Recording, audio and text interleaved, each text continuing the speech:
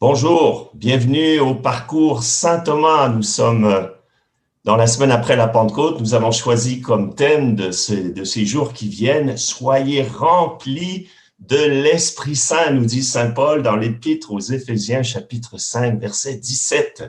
Comme si l'Église était une station d'essence où on venait continuellement faire le plein pour pouvoir carburer à l'Esprit Saint. Et nous allons parler aujourd'hui d'un moyen de se refaire le plein continuellement d'Esprit Saint et qui est fondamental dans notre vie de créature humaine et de créature nouvelle dans le Christ, c'est la louange. Vous avez peut-être entendu à la louange tout à l'heure de Lumière de la joie, le texte que nous avons reçu et qui est bien tombé. Et voici la première communauté chrétienne immédiatement après la Pentecôte qui est décrite par Luc dans les Actes des Apôtres, chapitre 2, verset 46. Jour après jour, d'un seul cœur, ils fréquentaient assidûment le temple et rompaient le pain dans leur maison, prenant leur nourriture avec allégresse et simplicité de cœur. Ils louaient Dieu et avaient la faveur de tout le peuple. Voilà. Je me rappelle quand je me suis converti à l'âge de 24 ans, quand j'ai reçu l'effusion de l'Esprit, immédiatement, j'ai appris deux choses. J'ai appris d'abord à pleurer parce que je pleurais plus depuis des années. Mon cœur était devenu un cœur de pierre. Et j'ai appris, plutôt, j'ai senti un désir de chanter qui avait quitté mon cœur depuis l'adolescence, mon cœur d'enfant qui était enfoui sous mon péché et mon orgueil. Tout d'un coup, ça se réveillait. Je sentais ce besoin de pleurer le vieil homme, pleurer aussi les merveilles de la miséricorde de Dieu, et je sentais ce besoin de le louer, de chanter un chant nouveau, parce que Dieu m'avait donné un cœur nouveau et que je commençais une vie nouvelle. Alors, dans cet enseignement sur la louange, il y aura trois parties. On va voir qu'est-ce que c'est la louange. C'est un terme qu'on utilise souvent, mais qu'est-ce que c'est exactement et pourquoi c'est important de louer quand on est chrétien. Et on va voir aussi concrètement comment louer. Et lors de la table ronde tout à l'heure, nous aurons un partage sur comment ça se vit pour des gens qui sont dans le monde aujourd'hui, la louange. Alors, qu'est-ce que c'est la louange? Bien, depuis l'Antiquité, la louange a existé même dans le monde païen. Louer, c'est d'abord adresser des éloges. Quand un grand chef de guerre, un grand politicien, un grand artiste avait achevé une œuvre extraordinaire, on lui adressait des louanges, même on écrivait des chansons, des poèmes pour l'admirer, pour lui dire pour leur dire leur estime, pour lui rendre gloire. La gloire, c'est la grande renommée, encore une fois, d'une personnalité forte. Le magnifier, ça vient du latin magnus, grandir. C'est grand, tu es merveilleux, Périclès ou Homère ou tel chef de guerre, Alexandre le Grand. Quand on va à un concert de rock, les jeunes, quand l'artiste rentre sur la scène,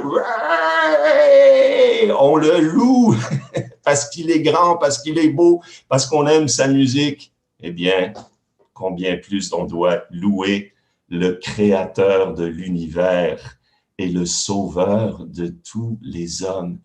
Lui adresser des éloges, dire t'es beau, tu es grand, le magnifier, le remercier, l'admirer. Voilà la louange. Et dans le début de la première lettre, non, il n'y a pas de première lettre, c'est la lettre aux Éphésiens de Saint Paul que nous nous allons lire dans les jours qui viennent en Lectio Divina. Paul commence en disant « Béni soit le Dieu et Père de notre Seigneur Jésus-Christ, lui qui nous a élus avant la fondation du monde pour être ses fils dans l'amour. » Alors, il adresse une bénédiction, il dit du bien de Dieu, il loue Dieu. Voilà, le cœur s'est ouvert, on dit des bonnes choses de Dieu parce que Dieu nous a fait du bien, il nous a créés. Alors, première étape, on a dit, pourquoi louer Dieu? Bien, C'est inscrit dans notre être de créature, de remercier Dieu parce que c'est lui qui nous fait exister et c'est lui qui nous a sauvés et c'est lui qui nous sanctifie. L'action de grâce, c'est le premier étage. Vous vous rappelez la fusée de la prière pour décoller dans la vie spirituelle. On propose toujours de commencer par un temps d'action de grâce. Moi, je suis impressionné par la puissance du merci dans le cœur humain. Même les gens qui viennent me voir, qui sont dans l'épreuve, qui portent des souffrances, des blessures, je leur ai dit, apprenez à dire merci, même pour les souffrances et les épreuves. Pourquoi? Parce que la souffrance, l'épreuve tend à nous contracter, à nous durcir. Le merci nous ouvre et permet à Dieu de nous soulager, de nous guérir. Mais ce merci est plus profond parce que c'est une reconnaissance que sans Dieu, c'est le néant. De lui, nous recevons la vie, le mouvement et l'être, dit saint Paul aux Athéniens. Regardons tout ce que nous devons à Dieu, la vie, nos parents, notre famille, notre cité, notre pays, la nature, etc. Tout ce que Dieu a mis en nous, une intelligence capable de connaître la vérité, une volonté capable d'aimer, un corps capable de louer Dieu, capable d'aimer aussi, de donner la vie à d'autres êtres. Ça devrait suffire à remplir notre journée d'action de grâce et de louange, mais il y a encore plus.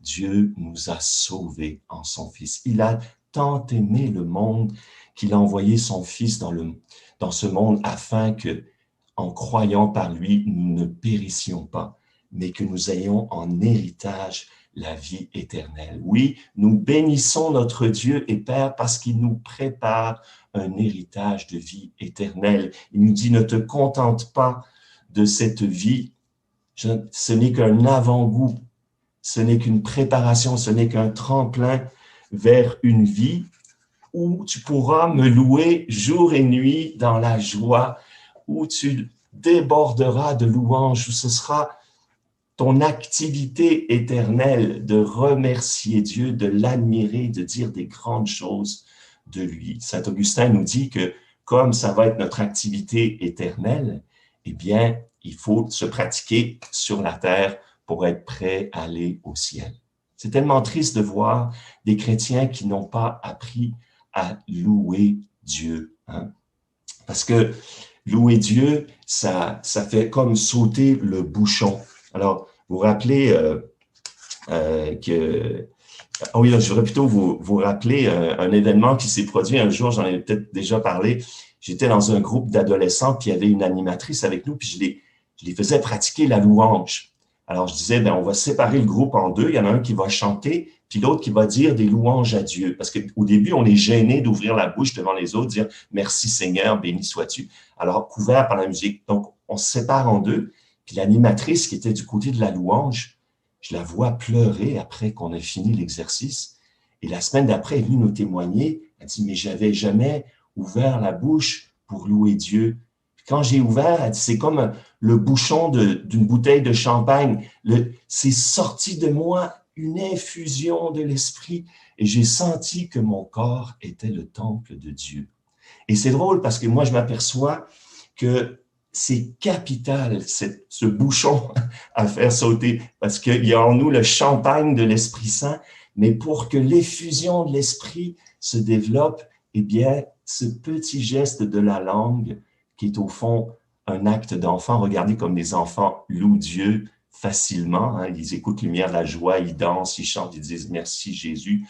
Mais ce petit muscle de la langue est important. Et d'ailleurs, vous remarquerez que si vous êtes trop gêné pour louer Dieu devant vos frères chrétiens, comment est-ce que vous aurez l'audace de parler de Jésus à vos frères païens ou non-croyants?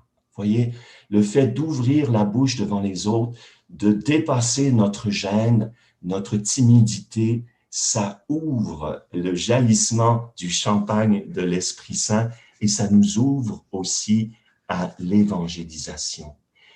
Alors, la louange, qu'est-ce que c'est? C'est un acte de foi. C'est donc une décision à prendre parce que On loue pas Dieu parce que ça va bien, comme on dit, mais ça va bien parce qu'on loue Dieu.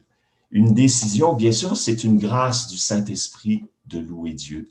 Le Saint-Esprit vient comme solliciter notre liberté, mais il prend jamais de décision à notre place. Je me rappelle quand j'étais dans la marine, ici à Québec, dans la réserve, un jour, on m'avait mis sur un quai pour amarrer un cuirassé américain. C'est un bateau qui est long comme 3 terrains de football. Il y avait 250 marins avec des gros canons, tout ça, puis j'étais tout seul, puis c'est moi qui allais amarrer. Comment je vais faire? Alors, ils avaient lancé des cordes avec des monkey face qu'ils appelaient, c'était des petites boules qui étaient au bout de la petite corde. Puis là, j'en ai attrapé une, puis au bout de la petite corde, j'ai tiré, il y avait une moyenne corde, puis j'ai tiré sur la moyenne corde, puis là, il y a une grosse corde, puis la grosse corde, je l'ai accrochée au piton. Un piton, c'est des gros machins en métal qui sont sur le quai. Et quand c'était sur le piton, c'est le bateau lui-même, avec son capestan, qui s'est approché. Moi, Martin, tout seul, j'ai amarré le gros cuirassé américain. Mais c'est un peu une image pour moi de ce que c'est la foi, l'acte de foi dans la louange. Au début, je fais qu'une petite chose, j'ouvre mon cœur, j'ouvre ma bouche, mais ça permet à Dieu de m'accrocher. Et alors, la grâce va venir de plus en plus. La puissance de Dieu va s'approcher de moi, non par mes mérites, mais simplement parce que j'ai ouvert mon cœur. Et qu'est-ce qui va se passer? C'est qu'à mesure que j'avance dans un temps de louange, surtout quand je suis en groupe, maintenant, on va sans doute pouvoir le faire plus souvent, eh bien, ce n'est plus moi qui va louer, c'est la puissance de Dieu qui va louer en moi. C'est une image que j'ai aussi, je ne sais pas si vous êtes déjà allé dans un moulin à eau, les vieux moulins qu'on a encore au Québec à quelques endroits. Eh bien, pour le faire marcher, on ouvre un clapet et puis le torrent de la rivière rentre. Puis là, les godets de la roue se remplissent les unes après les autres parce que la grosse roue, elle est immobile. Ça, c'est nous, avec notre lourdeur humaine, parce qu'on est blessé, on est pécheur, etc. Puis tout d'un coup, les godets se remplissent, puis là, le poids, ça...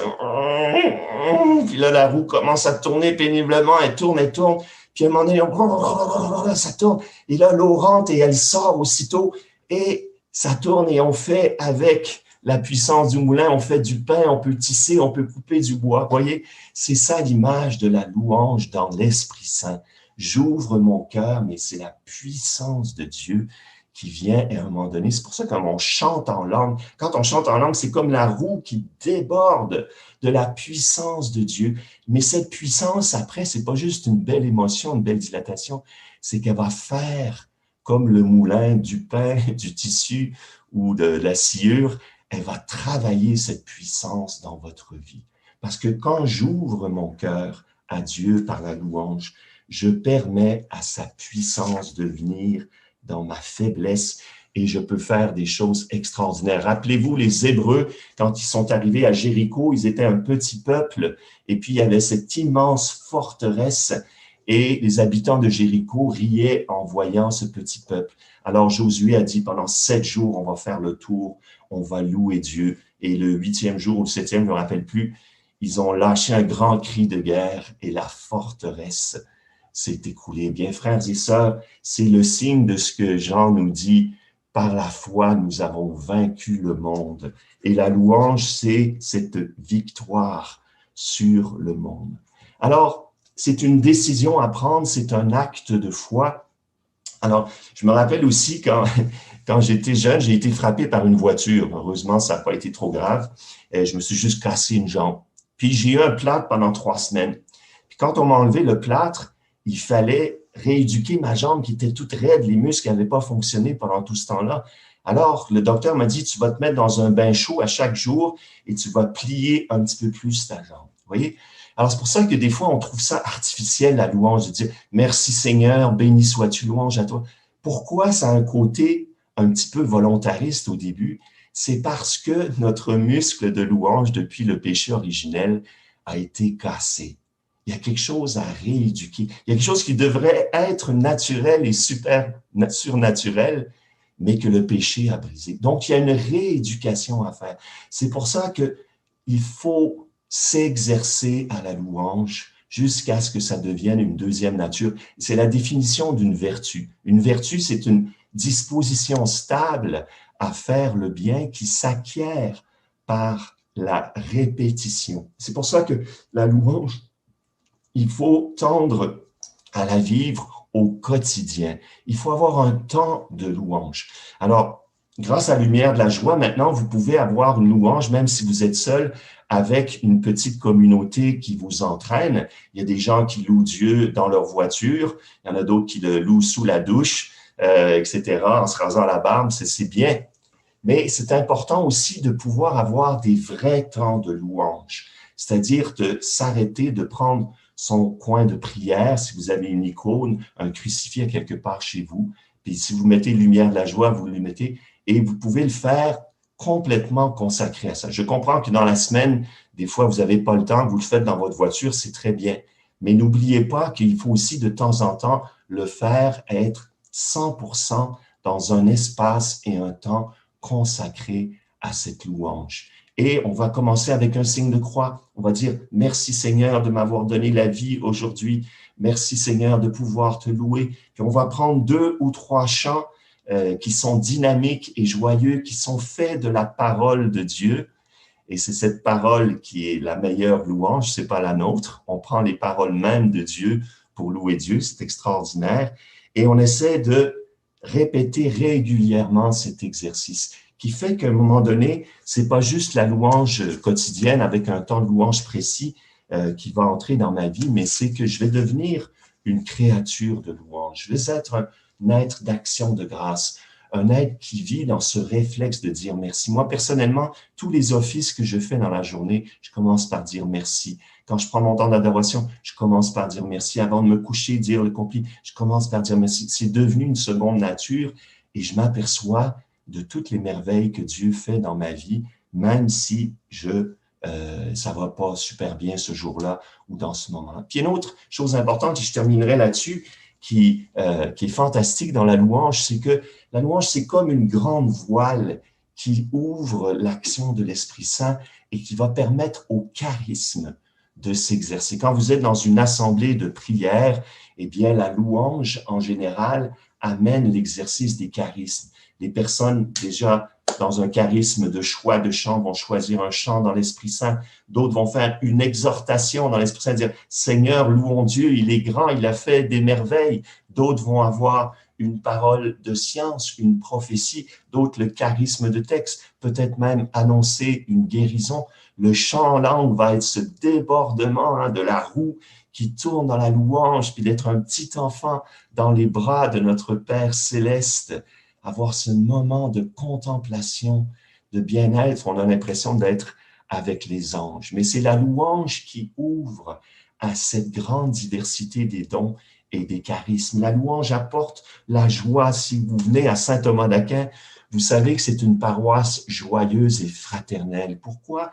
Parce qu'elle vit de cette spiritualité de la louange, qui est un don qui a été fait à la communauté de l'Emmanuel dès le départ. L'Emmanuel, c'est Dieu parmi nous, et quand Jésus est né, eh bien, les anges ont loué Dieu.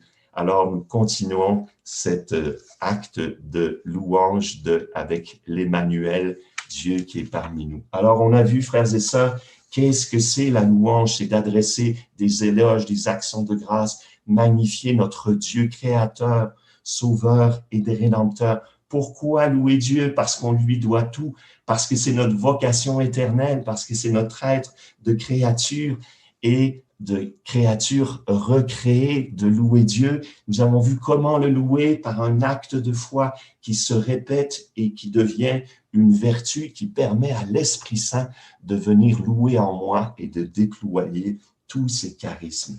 Alors, j'ai déjà trop parlé. On va avoir maintenant un petit temps de table ronde avec nos intervenants qui vont nous dire comment ils vivent la louange au quotidien.